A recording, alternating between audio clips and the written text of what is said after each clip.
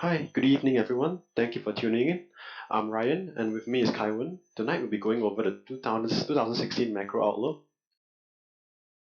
If you look at the chart here, you'll see that the global equities actually outperformed the STI index.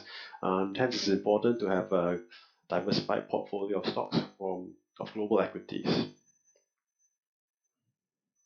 First off, the US macroeconomic outlook. But before that, we'll be going to some of the key events of 2015, which have spilled over into 2016, and will be recurring themes throughout tonight's session. China's economy, long a reliable source of growth, is slowing, a situation that is rattling stocks around the world. Global growth forecast has been slashed to 2.9% from 3.3%. While China has been attempting flexible and forceful monetary and fiscal stimulus measures to get its economy back on track, measures taken by its government to regulate the market has not achieved the desired result, as you can see from the chart. China GDP for 2016 has been forecasted to be approximately 6.7%. Asian economies such as Thailand, Malaysia, Indonesia, etc. are highly dependent on China for their exports and face continued slowdown risks as the famed Chinese juggernaut of an economy slows down. The China economy is a key volatility factor to global growth as it transitions towards slower consumption and service-based growth. The impact of China's slowdown globally can be judged by the importance assigned to it repeatedly by Federal Reserve Governor Yellen in an analysis of timing the first rate hike this year. Market capitalization of global oil stocks has fallen over 1.3 trillion, equivalent to the GDP of Mexico since mid-2014. Credit defaults by energy firms have increased significantly and their ratings have been downgraded further, increasing their borrowing costs. The energy sector started a trip downhill in late 2014, and oil prices have been consistently falling since then. The oil glut caused by oversupply has resulted in worldwide fall in energy demand.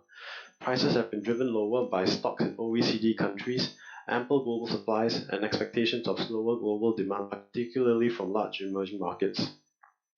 In its December meeting, OPEC countries decided against cutting supply to support the oil prices.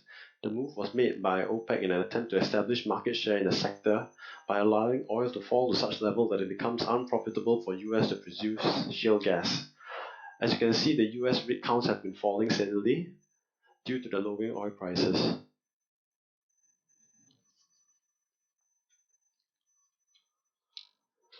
The US was hit by a crash in its housing market and banking sector between 2007 and 2009, and it felt the need to pull out all the stops to prevent the economy from collapsing into a new Great Depression.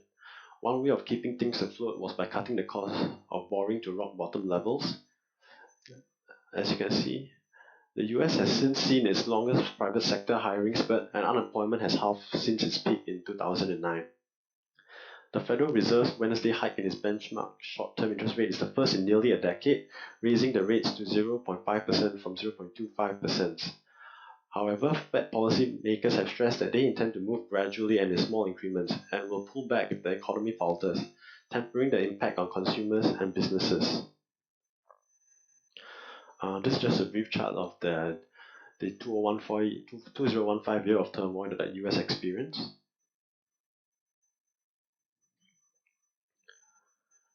Robust consumer spending and investment in non-oil private sector supported above-trend growth in 2015 and should continue to be the driver in 2016. Domestic demand in 2015 was supported by robust consumption and dynamic investment outside the oil sector. In contrast, net exports remained a drag on growth and industrial activity continued to be subdued in the second half of 2015. For 2015 as a whole, growth is estimated about 2.5%, the highest annual rate in the post-crisis period. Solid labor market conditions continue to support a consumption-led recovery, with job creation averaging more than 200,000 per month in 2015 and non-farm payrolls increasing by 292,000 in December. The unemployment rate held steady at a 7.5-year low of 5%, a definite sign of confidence in the job market. Household real disposable income has been boosted by employment gains, declining oil prices, and moderate wage growth. This has led to rising personal consumption growth in 2015 despite an increase in the savings ratio. The robust employment data helps soothe fears about the economy's health and suggested recent weaknesses would be largely contained to the energy, manufacturing, and export-oriented sectors, which have been hit by a strong dollar, anemic global demand, and low oil prices. The decline in net exports is the principal factor dampening growth at present. This is the result of the strength of the dollar and the softness in external demand, particularly from large emerging markets, as I already mentioned. The 50 largest stocks at the beginning of 2015 were up an average of 1.5% by year-end, while the 50 smaller stocks were actually down 11.9%. The Fab4 stocks, now nicknamed FANG, for Facebook, Amazon, Netflix, and Google, were up over 60% on a cap-weighted basis and actually drove performance.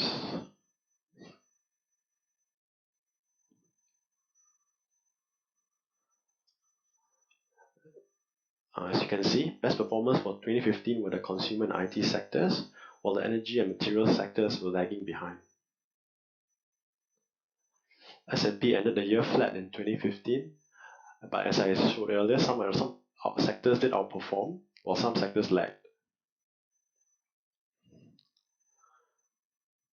And for the year ahead, for the US, global equities had its worst start in record going back to 1988. The S&P 500 index kept its worst ever 4-day start to a year, as turmoil in China spread around the world. There has been a rocky start to the new year, with investors continuing to worry about China's currency and the health of its economy. In the first week of 2016, steep losses in the Chinese market triggered a circuit breaker, shutting down trading early on 2 days. As the turmoil sparked a global rout, China suspended a new installed circuit breaker. Beginning 2014, the US dollar began its ascent against all major currencies. The strength in the dollar can be attributed to signs of recovery seen in the US economy, augmented as well by the wind down of the Fed's bond buying program. In 2015, expectations of higher rates supported the dollar and drove it further up by about 12%. Most emerging economies saw their currencies weaken against the dollar, eroding the purchasing power of consumers from those countries. The strong dollar led to contraction of exports by making US manufactured goods more expensive overseas. In October 2015, the US trade deficit stood at $43.9 billion, up from 3.3% from September. And to add to the concern, the Fed's rate interest hike is only going to lead to further appreciation of the dollar. This persistent weakness in demand for US-made goods is bound to have an impact and widen trade deficit in 2016. Thirdly, for oil prices look to be low, and the lowest price drop was caused by the escalation of tensions between Saudi Arabia and Iran. While this briefly drove prices higher, the prevailing view is that it would prevent the powerful OPEC cartel, of which both countries are members, from agreeing on production cuts to support higher prices. And in fact, most people think it's likely to make the situation much worse. We expect the slump in oil prices to prevail in at least the first half of 2016, causing more job losses in the oil sector and oil production to become less profitable for US producers such as Exxon, as well as shale oil producers. On a positive side, the slump in commodity prices, which has chiefly been a result of a lack of demand for energy, raw materials, and machinery from Chinese manufacturers, is expected to continue in 2016. This in turn will help stimulate economic activity by increasing the spending capacity or disposable income of US consumers. The US labor market has been resilient, with unemployment levels at a rate considered as full employment by most economists, which is about 5% of total labor force. Consequently, gain in number of jobs in 2015 should be followed by higher wages in 2016 as corporations seek to retain and reward employees. Consumer spending is expected to drive the economy forward in 2016, bolstered by cheap commodities, higher wages, and steady hiring. An upward movement in short-term rates will be positive for savers who have been missing out interest rates on their deposits, but the change could also be transmitted to a range of other interest rates, including car loans, credit cards, and mortgages, which will make them more costly. While the increase in rates will affect retailer spending, the effect is likely to be small due to the gradual and tempered approach that the Fed has adopted. Many corporations have taken advantage of the low rate environment to borrow money via the bond markets, and we believe that the markets have already priced their bonds to such an extent. Broadly speaking, companies that do the majority of their businesses in the US will win, as interest rates rise and local products become more attractive. The decline in net exports is a principal factor dampening growth at present. This is a result of the strength of the dollar and a softness in external demand. On the whole, however, low energy and commodity prices, plus the strength in US employment, should continue to underpin real incomes and stimulate consumer spending and growth overall. This should outweigh the drag on exports from the stronger dollar. A common narrative has been that a tight labour market will lead to upward pressure on wages and a positive feedback loop between wages and prices, particularly in an environment of strong private sector aggregate demand. Looking at a survey from the National Federation of Independent Businesses, it strongly suggests that the labour market is in fact very healthy and tightening. Job openings are at a record high, and the number of firms planning to increase their wages has jumped to 20%, which is the highest since 2006, as can be seen from the chart on the right.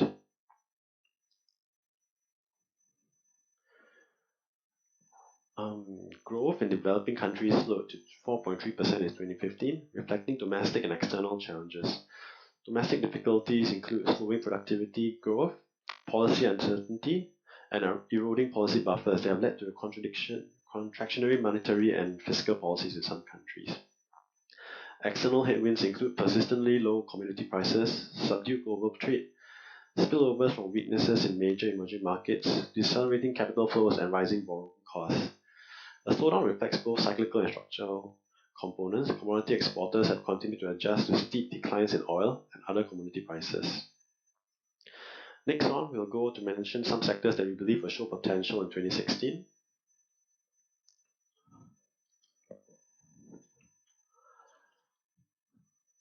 Consumer tech sales in the US as a whole are expected to rise to a record sales of $287 billion this year, with growth from smartphones, smart home, and virtual reality products. Well-established technologies including smartphones, televisions, and laptops will continue to drive US retail revenues and lead to a 1% industry growth in 2016. While these categories, together with tablets and desktops, account for 51% of the consumer tech industry's revenue, the catalysts for industry growth are newer innovations such as wearable, virtual reality, and drones. The pace of technological change will not slow down, and the tech sector as a whole will continue to seek the answer to achieving seamless integration and communication between products and platforms. Mature tech companies that are investing heavily in new areas such as drones, virtual reality, or IoT technologies, we believe will show a lot of potential in the coming year. IoT, which is the Internet of Things, refers to an environment of objects that are interconnected and able to transfer data and interact over a network. Tech still has a pretty firm grip on consumers who will continue to be willing to upgrade and try out new devices, allowing for the potential of revenue growth. Industry growth will be driven by innovation, with only modest growth from legacy products such as laptops and TVs. With the growth of internet-based retailing and consumers' ability to identify and purchase goods based purely on obtaining the lowest price, or some additional benefits such as free shipping or corporate rewards incentive, retail companies with strong customer brand allegiances and those that control distribution and pricing of their products have looked increasingly attractive. Over the next year, we believe that low energy and commodity prices, plus the strength in US dollar and employment, should continue to underpin real incomes and stimulate consumer spending and growth overall. This should outweigh the drag on exports from the stronger dollar. For the US, these are some counters that we believe are positively exposed to their sector's growth potential. Google, the tech giant, is expected to maintain strong earnings in 2016 off the global growth of the tech sector on a whole, as it diversifies its business. Visa is set to benefit from the ever-increasing digitalization of transactions. As we move towards a cash-free transaction environment, it has an extremely broad base of customers and will flourish in 2016. Starbucks, we believe, will benefit from numerous sales drivers in 2016 such as growth in employment and disposable income, along with lower coffee prices, which will lead to higher earnings in 2016.